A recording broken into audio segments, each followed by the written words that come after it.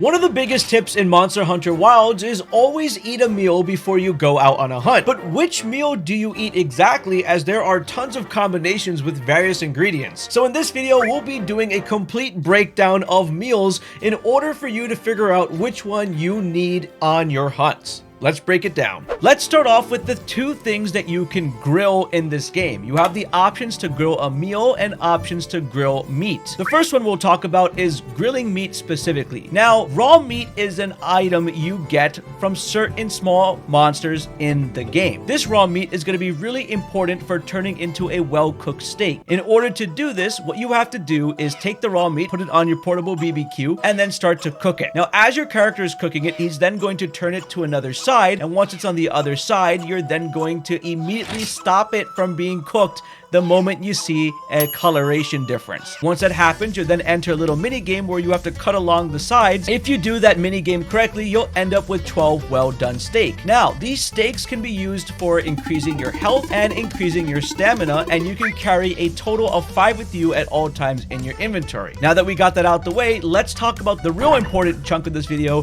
which is grilling meals. Now let's talk about meals, which are composed of 3 parts: rations, additional ingredients, and finishing touches. We'll first start by breaking down exactly what a ration does. Initially, you can get rations from Tom at the base camp in the Woodward Plains and from other palicos like this in other base camps. Now, one ration has the option of becoming a meat, a fish, or a vegetable. Rations by themselves are going to last for 30 minutes, and all of them give you health plus 50, stamina plus 150. But what makes them unique is the specific ones. Now, meat is going to give you the effect of having attack plus 2. What this means is you're just going to be doing more damage. Fish is going to give you defense plus 4. This means you could take more hits without dying. And veggies are going to give you elemental resistance plus 3, which means you'll be able to take elemental attacks a little bit better. Just keep in mind, if you have plus 20 elemental resistance, you'll completely negate that element from that specific monster. Now, let's talk about the next part of a meal, known as additional ingredients. These additional ingredients will add an extra 20-minute duration on top of your meal. So with the ration and an additional ingredient, you now have a meal effect that'll last totally for 50 minutes. Now, additional ingredients can be unlocked as you go throughout your game, and specific villages are going to be known for these individual ingredients that they have. For example, in the Windward Plains in Kunafa Village, they're known for an ingredient called Kunafa cheese. And what the Kunafa cheese is going to do is provide an actual skill known as the Defender Meal Low, which is going to sometimes decrease the damage taken. Now, keep in mind that all food skills are completely separate from your weapon and armor skills, and these skills will also stack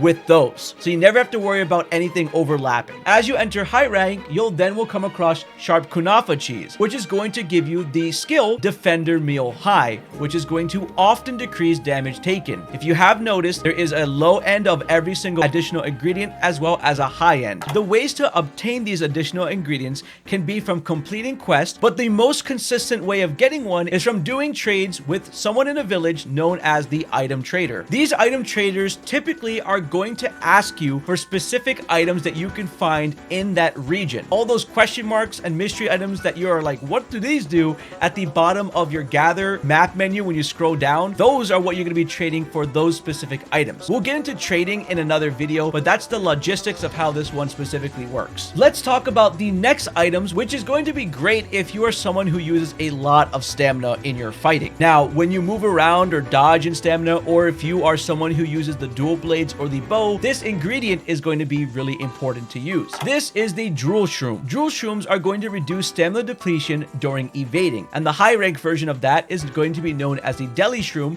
which is going to greatly reduce the stamina depletion during evading. This exact skill is known as the Black Belt Meal Low for Drool Shroom and Black Belt Meal High for the Deli Shroom. You can get this by trading with Musharpai in the Woodwood Village. Next up on the list is an ingredient you get from finishing up in the Oil Well Basin. These ingredients are going to be known as Mud Shrimp, which is found in the early game, and Turbid Shrimp, which you'll find in high rank. The skills they provide are going to be Tumbler Meal Low, which will slightly extend the invulnerability period when invading, and Tumbler Meal High, which extends the invulnerability period when invading much better than what it did before. more. This is going to be great if you're a weapon class that relies on counters and doing a ton of evading. Mud Shrimp and Turbid Shrimp can be found from every single item trader inside of Azuz. This includes Dogard, Ida, and Yabran. There's 3 of them, which is crazy, and they all have this. If you're someone who loves to output a ton of damage, then these next 2 ingredients are definitely going to be for you. And they're going to be the Fluffy Egg, which is going to be the low rank version, and Airy Egg, which is going to be found in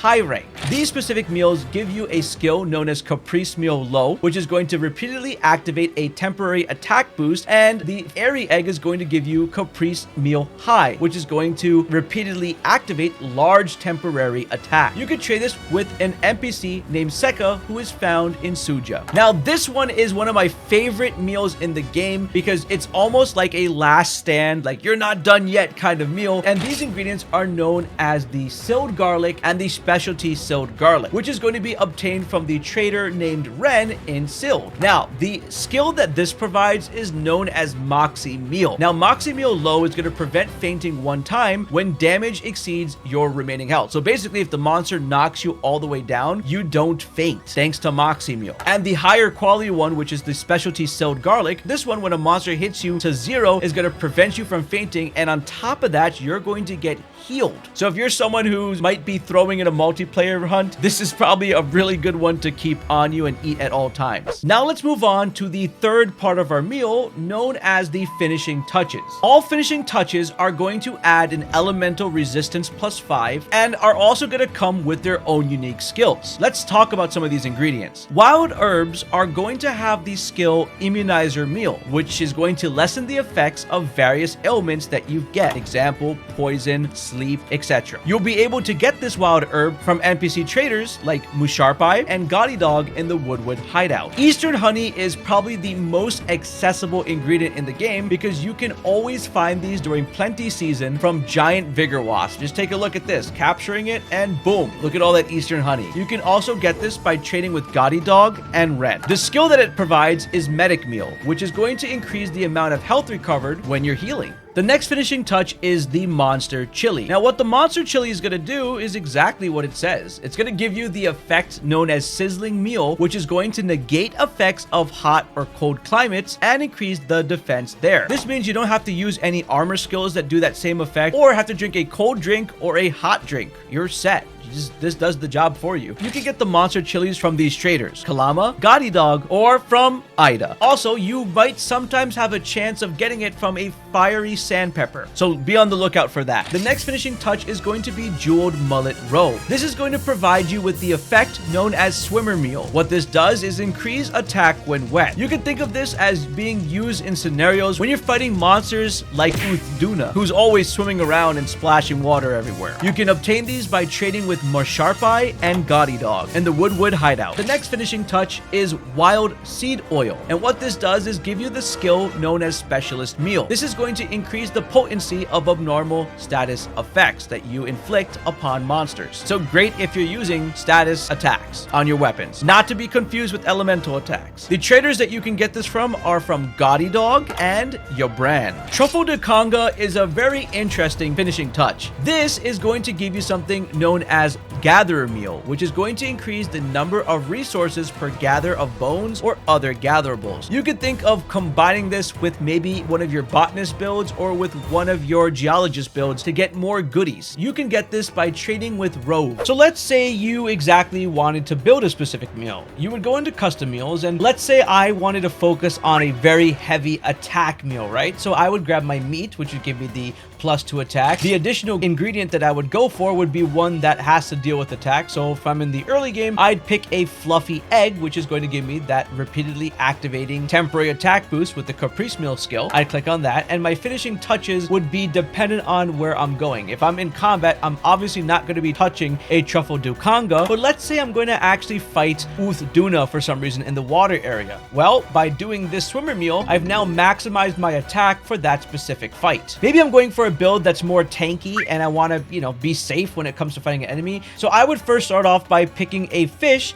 to get that +4 defense, followed up by possibly the defender meal, which is the kunafa cheese, that's going to decrease the damage taken sometimes if I'm in the early game. Followed by a finishing touch, maybe I'd grab the immunizer meal, which lessens the effects of various ailments, and that's pretty much what I would do. So you would base your build off the situation that you're in. One more example is if I'm fighting a monster that has a strong element, maybe I want to grab some veggies, and let's say I'm playing a class that requires a lot of stamina, needs a lot of dodging, and let's say I'm struggling and I'm dying a lot, I would grab Moxie meal since I would get hit and take a lot of damage and I want to stay alive, so I'd maybe hit that. And my finishing touches, I'd probably get medic heal since I want to be healing a lot more during that fight. This is just my well-rounded build, and I'd make this. You can put down in the comments below exactly what food combination you may use. This is just for you to understand. Now let's talk about a special kind of meal in the game known as invitation meals that take place in certain villages. Now, as opposed to you maxing out a meal that we've talked about before, you could bring that to a total of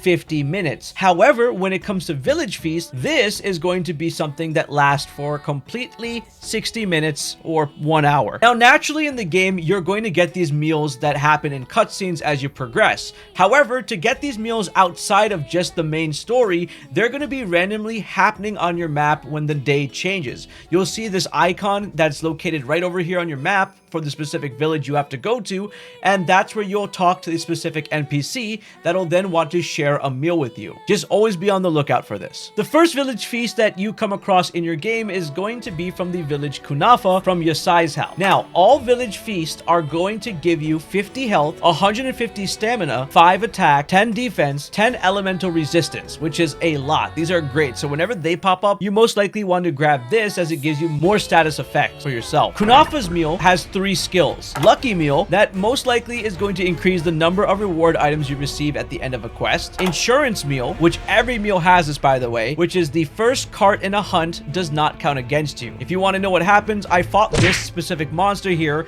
It killed me once. I died the second time, and then you can see at the end of the fight, the results say that I only died once. It's something good that you can eat if it's a really hard monster. If this shows up, do not avoid any of these village meals. One of the third skills that the Kunafa meal has is the Defender meal high, which is often going to decrease damage taken. If this hasn't made you think a little bit, they use the exact same ingredient. They use the Kunafa cheese that does this. It's just always going to be the high level that gives you the best buffs at all times. The next invitation meal is going to be from this girl in Azuz, who you will know if you played the story. Same exact status effects as mentioned before, and the specific food skill that's going to be unique for her is going to be the Carver meal, which is most likely going to allow you an extra carve in your hunt. Insurance meal, which we talked about, and Tumbler meal, which is going to be the exact same thing as the shrimp, which is going to extend the invulnerability period when you're evading. The next village feast can be found from Tashin in Wyveria. The food skills that you get are Capture Pro meal, which may give you an extra item on capture or a rare item. Let me know the results you get when you use this meal. Insurance meal, just as we talked about with the carting, and Moxie meal, which is going to prevent you from fainting and heals your damage. The final invitational meal is going to be from the village Suja with the Elder. What's going to happen here is you're going to get the food skill Exploiter meal, and from previous games it had to deal with getting more damage from wounds, but I think it may have to do with getting rewards. But let me know what you guys test out and find out with that. But it is called the Exploiter meal, and the game doesn't necessarily tell you what it is. You get Insurance meal and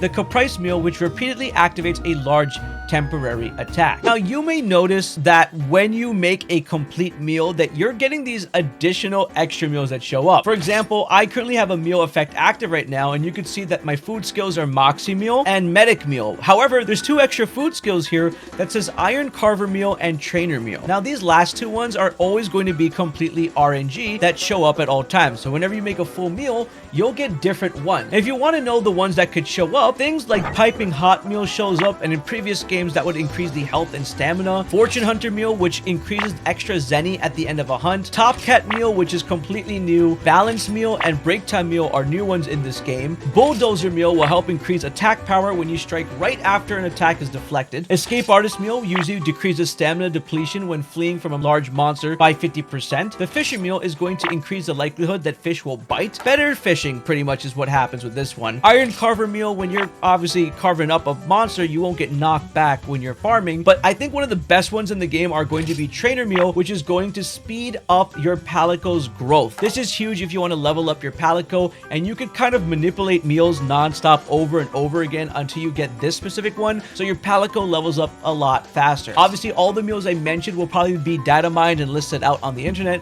but in the game, it's very hard to get these to display. But if anyone somehow figures this out in the comments, please let me know. But I just wanted to show you that you can manipulate the 2 extra skills that show up per meal. And a big tip, just remember, food skills are completely separate from your weapon and armor skills. But one of the most important meals that I saved till the end was the subscriber meal if you hit the subscribe and like button.